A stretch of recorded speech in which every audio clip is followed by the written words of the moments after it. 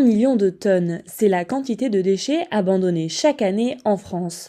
Des détritus qui polluent les paysages, menacent la biodiversité et dégradent notre cadre de vie. À Marseille, la question des déchets est particulièrement sensible. En 2022, les habitants triaient 2 fois moins que la moyenne nationale. Pourtant, la ville est située au cœur du bassin méditerranéen, le 3e réservoir mondial de biodiversité végétale. Pour lutter contre cette pollution, l'association Sauvage Méditerranée agit en transformant des déchets plastiques en monnaie locale. Distribuée aux bénévoles lors de ramassage, elle peut ensuite être dépensée dans des commerces locaux engagés. Noémie Espané est chargée de mission à Sauvage Méditerranée.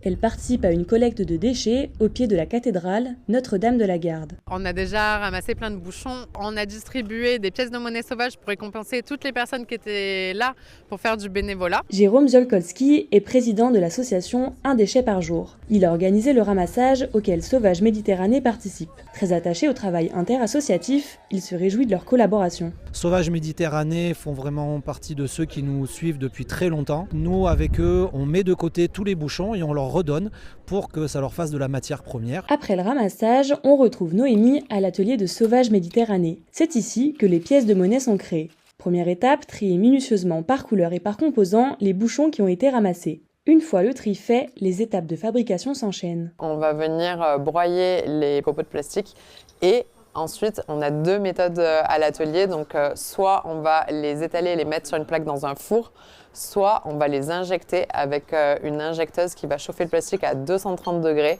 qui va faire de la pâte de plastique et qui va entrer dans un moule, dont le moule de la monnaie sauvage, qui va nous permettre de récompenser les gens qui font du bénévolat.